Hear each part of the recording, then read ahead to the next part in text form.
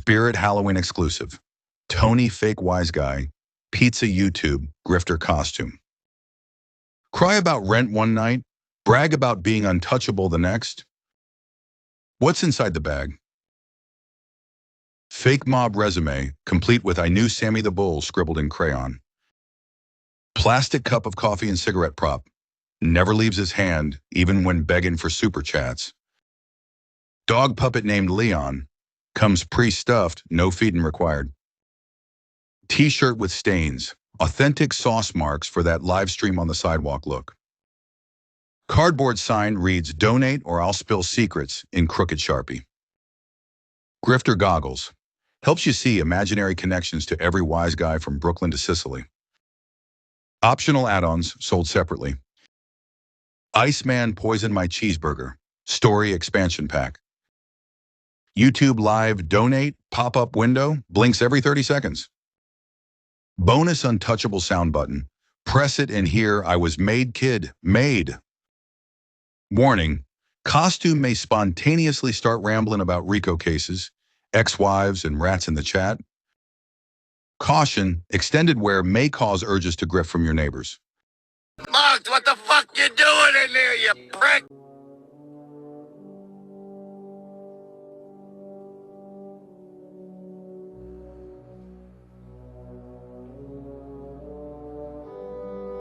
Tales from the Pizzaverse, the tale of the crooked crown, a Pizzaverse Grimm story.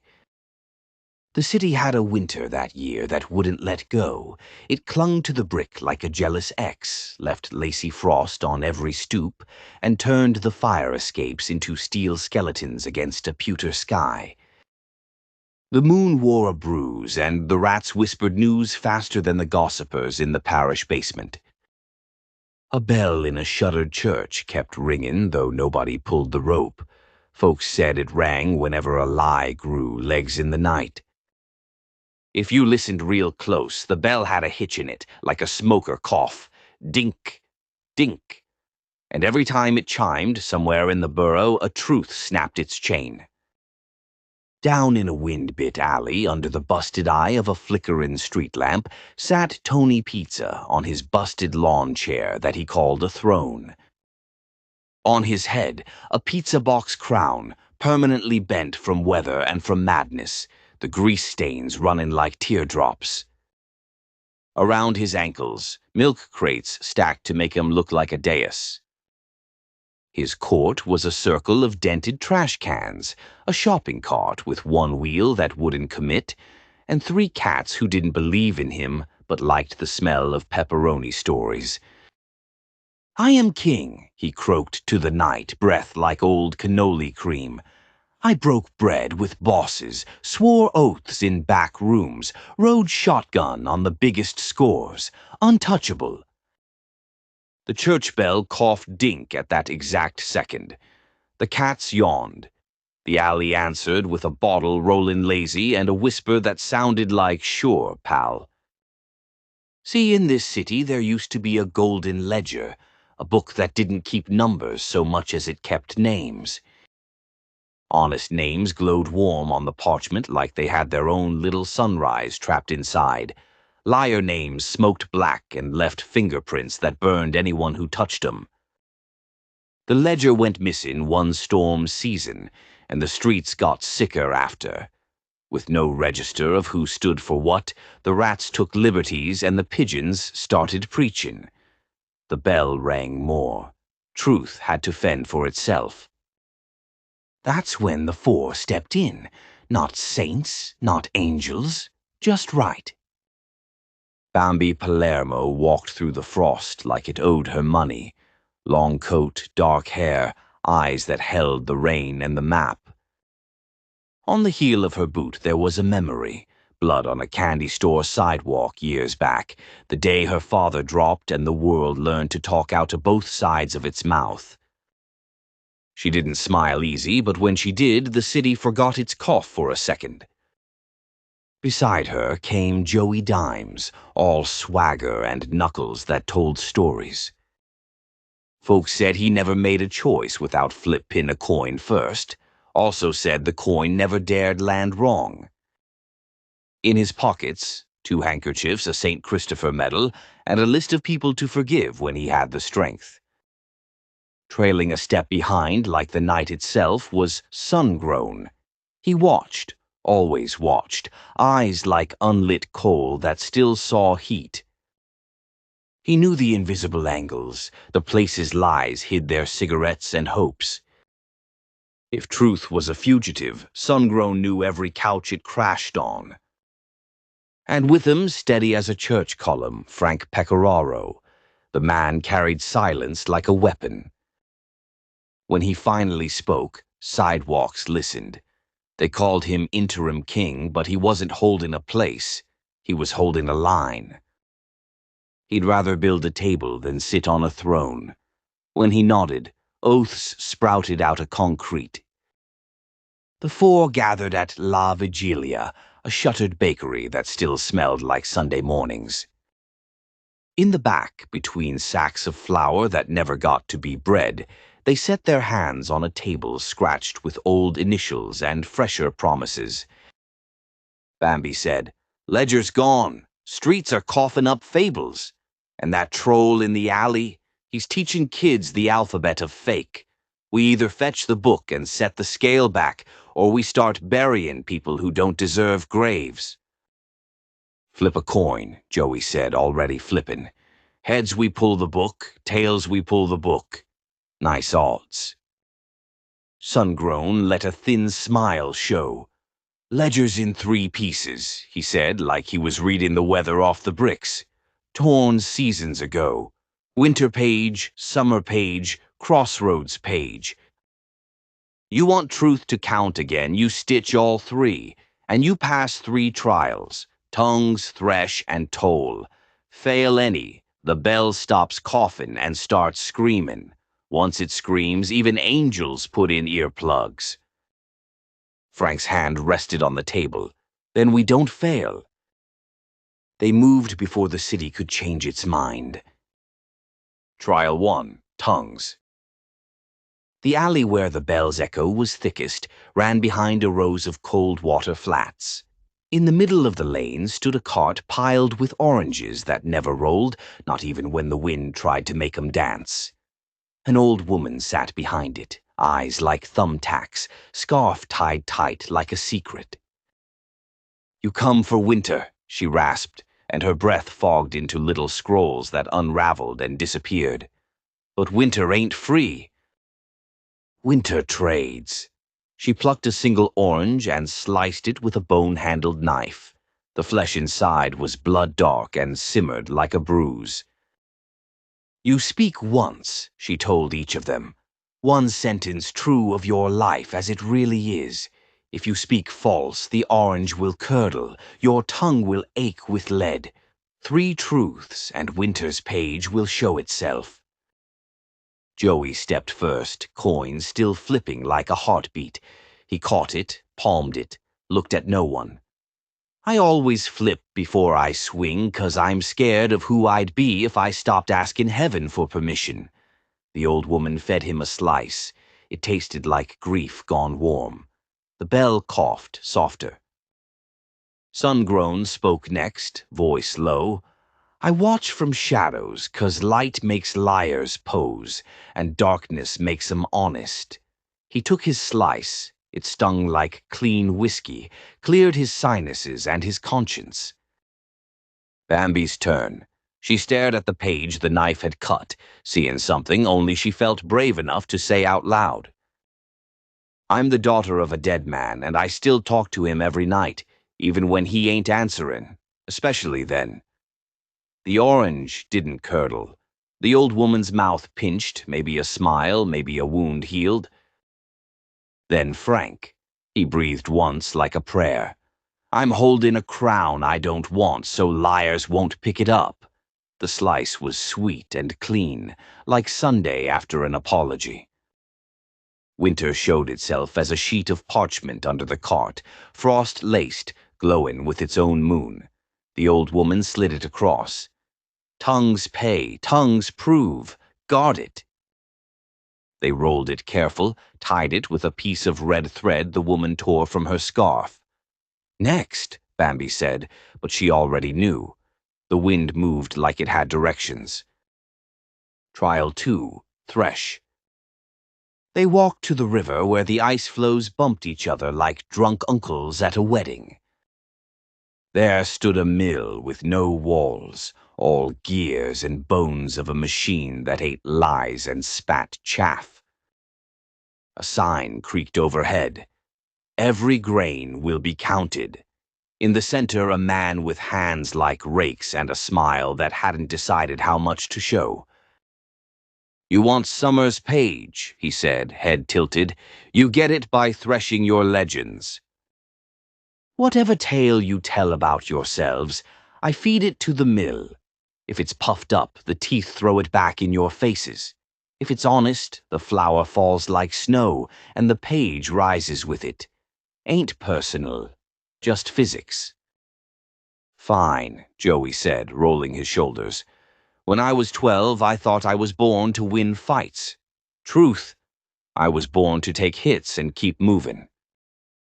The wins came later, after I learned how to stand up polite. He fed that story into the gears. They chewed, hummed approval, snowed a soft storm. In the drift, a corner of parchment peeped like a shy sun. Sungrown stepped forward. "I say I don't need nobody. Truth, I keep a spare mug and a folded blanket by the chair, just in case somebody remembers they need me." The mill made a sound like a chuckle, and more flour fell. Bambi closed her eyes. The river's breath fogged the words into her face and made 'em sting. "Everyone thinks I'm steel 'cause steel doesn't cry. Truth, steel cries, just don't rust where you can see." The mill sighed like it had been waiting to hear that. The flour came down like first snow on a grave you finally visited. Summer's page fluttered out, gold threads in the fibers like late afternoon sunlight. Frank didn't step to the gears. He stepped to the doorframe. Well, where a door should have been. He touched the air. "Legend says a king eats first. Truth? A king eats last, or he ain't a king." The mill bowed. I swear to you, it bowed. The last of the flour fell with reverence. The man at the center plucked the page free and laid it in Frank's hands like communion. 2 down, 1 to go. The city exhaled, then braced. "Are you tired of honesty? Sick of straight answers? Want to throw your money away faster than a gambler in Atlantic City? Then boy, do we got the man for you." Introducing Tony Bum Pizza. The only YouTuber who can tell you he's homeless and a mob boss in the same breath. Cry about rent one night and brag about being untouchable the next. Survive poison pizza from the Iceman while somehow still losing to a Motel 6 manager. Act now and you'll get the Leon Dog Bark soundtrack. Every time you donate, hear Leon cough like he's begging for royalties. The motel curtain backdrop, TM, adds that authentic hobo chic atmosphere to any live stream. Tony's 3-in-1 Lies package. Part gangster. Part veteran. Part bum. 100% baloney. But wait, there's more. If you call now, Tony will throw in. A fake Kuklinski pizza slice comes pre-poisoned with oregano. A sob story about the dog's surgery that never happens. And his signature phrase, "Send me money or I'll disappear." Warning. Side effects include uncontrollable laughter, regret for every dollar spent, and realizing you just got grifted by a guy who can't even pay for Wi-Fi. Tony Bum Pizza, because why donate to charity when you can sponsor a clown? Trial 3, Toll. They found the crossroads at the mouth of a tunnel that trains had given up on. Pillars scrawled with names that wanted to matter, candles half melted, mourning things nobody remembered right. In the center, a gate shaped like a question mark and a creature sitting on a crate like it owned time. Hard to describe the creature. It looked like a man until you noticed his shadow had claws, and the claws were taking notes. Last page costs, it smiled, showing coyote teeth. Not money, security.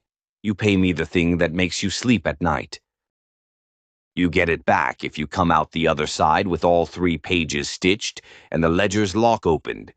Fail, and I keep your comfort in a jar, and you live the rest of your days knowing exactly how that hole in your chest got dug. Joey flipped his coin, caught it, didn't check. He set it on the crate. Take it. I'll swing without asking heaven. His hands shook once, then settled like he'd just decided to be a new animal. Sungrown took a small key from around his neck, one he never showed anybody, not even the mirror. This opens the side door to my quiet. He placed it by the coin. The creature sniffed it like it was soup. Bambi slipped a picture out of her wallet, edges worn, faces soft from touch. Candy store doorway, her father smiling like he didn't know about bullets yet. She put it down.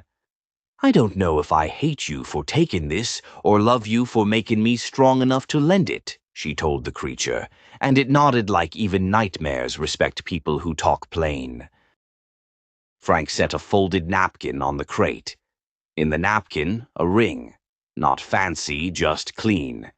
This is the promise I made to my own peace, that I'd keep it simple, keep it quiet, keep my hands out of fights I didn't start. He looked the creature in the not-quite eyes.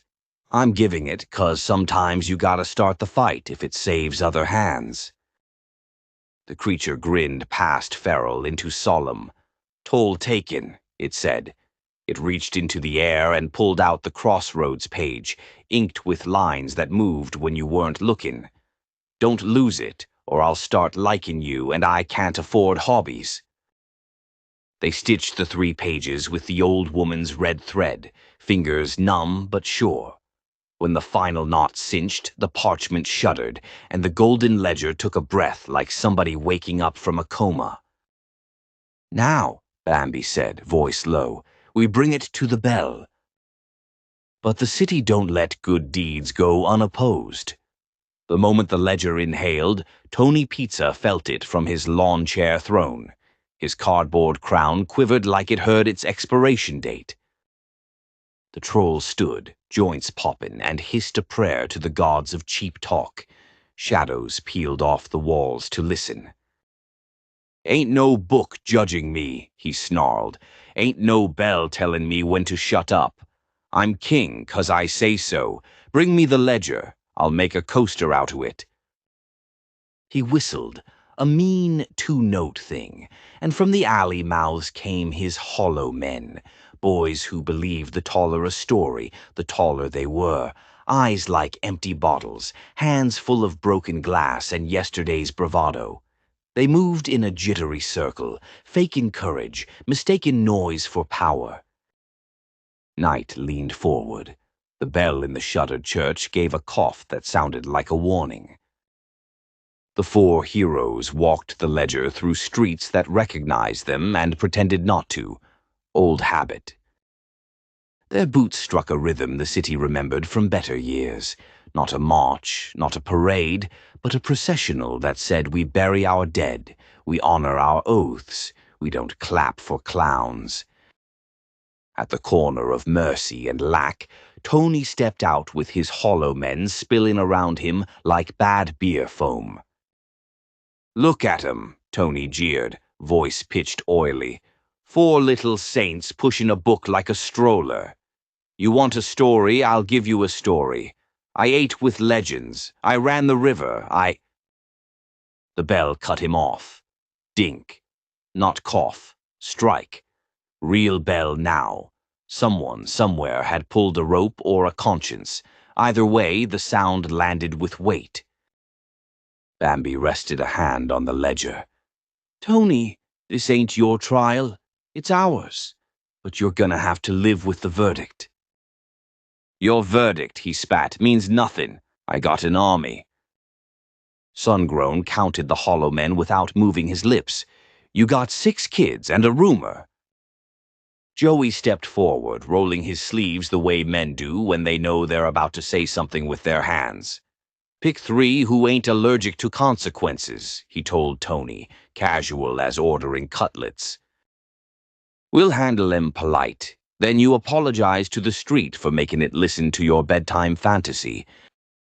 Tony flinched. The crown slid over one eyebrow. He covered it with a growl. "We ain't boxing. We're talking, and I'm the best talker there is." Frank finally spoke. "Then let's talk," he said, and the wind stopped to hear. "Trial of tongues. Right here, right now, you spit one true sentence about your life. If the bell rings sweet, we pass the ledger right by you and never make your name smoke on the page. If it rings sour, you step aside and keep your mouth on a leash for a year and a day." Tony's jaw worked like it was chewing on the agreement. He puffed his chest, pulled breath through his teeth, and declared, "I am a king made by kings." The bell rang wrong, a dull clank like a knife hitting bone. The air around Tony went stale. One of the hollow men gagged. Another took a slow step back, eyes clearing like toast unburning. Joey sighed. "Try again, Shakespeare." Tony's lips trembled. He dug down and hauled up another turd of a sentence. "I ran with legends who'd kill for me." The bell didn't even bother to ring this time. The church door gusted open, and a drift of old prayer cards flurried out, each one a tiny mirror that showed Tony's reflection from the only angle he hated, as he was. Bambi stepped closer. She lowered her voice to a human volume, taking pity none but still choosing mercy. "One truth, Tony. Just one. Then we pass, I swear. You can keep your lawn chair. You can keep your cats. You can even keep your crown. Just one honest sentence, and we let you go back to being small without making it a parade." Tony looked at the ledger like it was a cop with a warrant. He squeezed his eyelids shut as if truth needed darkness to germinate. When he opened them, something human flickered behind the grease. "I'm lonely," he whispered. The word landed crooked. The bell answered with a tiny silver ding, not full, not grand, but clean. The hollow men wavered like heat. 2 of them cried without knowing how to stop. One sat on the curb, placed his broken glass down carefully, and asked the concrete to teach him how to be a floor. The crown on Tony's head unbent a little, which made it look worse somehow. Honesty will do that, reveal a shape ain't worth keeping. "Thank you," Bambi said, and meant it. "Now step aside." He did. Not much, but enough. And that's the distance a city needs to survive. The width of one honest step. They carried the ledger to the shuttered church, pushed the doors with their shoulders, doors that had remembered the shoulders of generations, and marched it down the aisle to the bell rope curled like a sleeping serpent. The rope felt old and eager. Frank wrapped it in his palms and looked to the others. Joey steadied the ledger. Sungrown watched the windows for moving shadows. Bambi kissed her fingers and pressed them to the cover. "On 3, Frank said, for the ones who never got to say their names." They pulled. The bell sang. Not a cough, not a clank. A peal that filled the nave, the block, the burrow, the bones. Windows shivered and found their composure. Pigeons forgot to bluff. The river raised its eyebrows and nodded. In tenements and diners and rooms where men practiced speeches, people paused. Some put hands on their hearts like something had knocked politely and entered. The ledger woke all the way, the pages riffling themselves, alphabet lining up like soldiers with clean boots. Names glowed, other names smoked, and then cooled like old coffee no one wanted. And because this is a grim city under the silk, the book didn't just record, it ruled. In one corner of the burrow, a schemer found his tongue heavy as iron and discovered he preferred listening. On a stoop, a grandmother remembered which grandson to trust with the rent, and the rent got paid. In an office, a man wrote the truth in an email he had typed as a lie. The bell didn't need to ring again. It rang through. But stories like this ain't content to end with applause. There's always one more shadow wanting top billing. The creature from the crossroads appeared beside the nave like a coffee stain blooming on a white shirt. Inevitable, slightly rude, but honest about what it is. "Told time," it purred, holding out a hand shaped like a promise and a threat. Joey's coin lay in its palm already, but now the metal looked different. Not a crutch, a keepsake. "You swung without asking heaven," it said. "How's it feel?" Joey breathed. "Like my knuckles finally got citizenship." The creature grinned and slid the coin back across an invisible counter. "Use it for coffee," it advised. "Not decisions." Sungrown's key reappeared between the creature's fingers, cool and simple. "Your quiet's still your quiet," it said, "but you gotta invite someone in for soup once a week, or the key starts to itch." Sungrown tucked it away and pretended his eyes didn't shine. "Hey, listen up, you bunch of jamooks.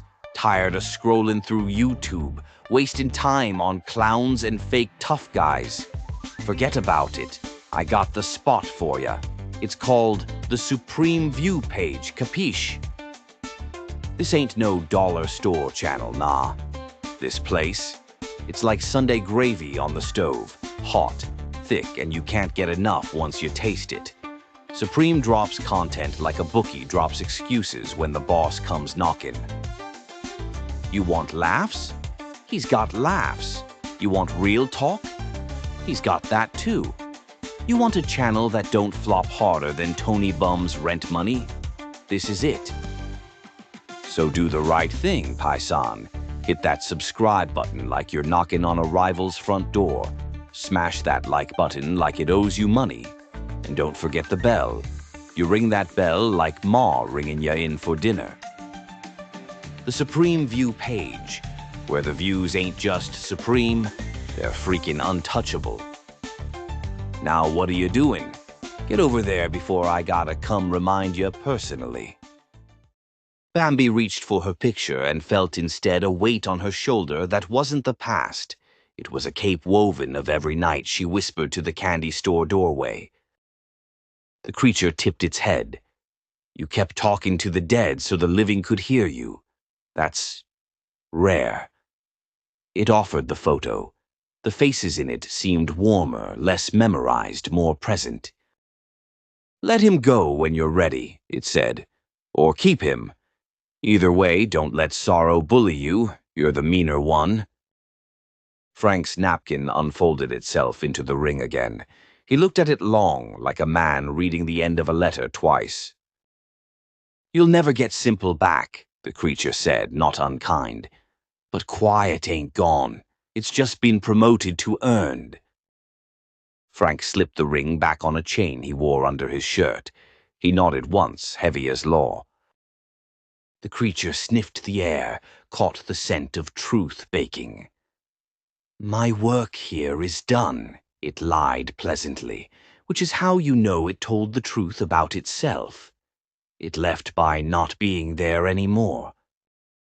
In the alley, Tony Pizza sat on his lawn chair like the last man watching a parade he wasn't invited to.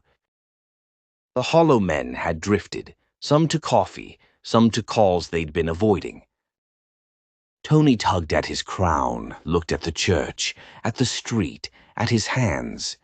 The bell's echo found him like a dog that still loved him. He stood, slowly, and walked to the church steps. Not inside. That's for later. He took off the crown. He folded it. He sat on the bottom step with the folded cardboard in his lap, a sinner laying down a puppet. Bambi came out alone. She didn't sit, didn't stand over him neither. She took the spot beside him, one step up, so their shoulders made a diagonal. They watched steam rise from manholes like prayers that didn't know how to behave. "You ain't a king," she said. "I know," his voice broke like a crust. "You ain't a corpse neither." He huffed a laugh that threatened to get promoted into a sob. "I could learn to be smaller." "Start by learning to be true," she told him. "Small's a side effect." He held up the folded crown. "Maybe I make this into a placemat. Put my cup on it. Every time I almost lie, I see the grease and remember." "Cute," she said. "Now go apologize to the cats. They've been listening to your act for years." He nodded, wiped his eyes like it was dust and not forgiveness. He went to find the cats. The bell didn't ring for that. It didn't need to. The four met again at La Vigilia as Dawn tried to remember how to be Dawn and the city remembered how to let it.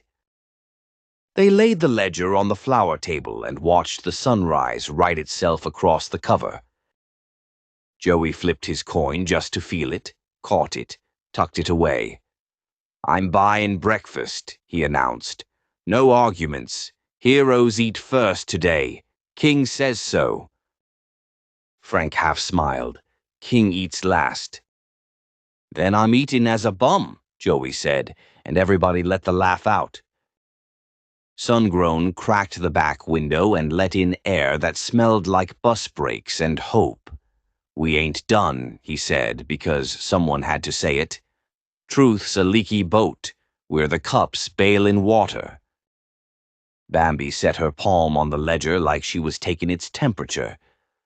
"Then we keep bailin'," she said, "and when our arms get tired, we teach someone younger how to hold the cup." From that day, the bell rang less and spoke more. Folks learned to catch themselves before the clang. The ledger didn't need to burn names as often. More of 'em warmed. The cats by Tony's Alley got fatter. Turns out apologies come with treats if you deliver 'em right. The Hollow Men found jobs that involved carrying actual boxes and slept good for the first time in years.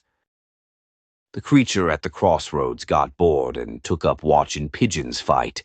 Even nightmares need hobbies. And the city, this old, aching, indestructible city, put one less cough in its morning and shaved with cold water and faced the day like it intended to survive. Now listen close, 'cause fairy tales end with a ribbon around a throat that ain't choked, and a moral pinned to the lapel like a flower you didn't steal. Here's yours. Moral. Crowns made of cardboard bend when the weather changes, but names written clean in the ledger don't. You don't get to be king by saying you are. You get to be worthy by doing what the worthy do. Tell one true sentence when it costs you something. Feed the mill your legend and take your flower humble. Pay the toll with the comfort you keep hugging at night and pass the bell without flinching. Respect is baked, not faked, and if you fall short, you get back up, fold the cardboard and start telling the truth before it tells you. Welcome to the Pizzaverse, where we call out clowns, bless the real ones, and keep the ledger open. Like, subscribe, ring that bell, not the church one, the YouTube one, and remember, we serve our stories hot and fresh, and we don't miss. Thanks for watching.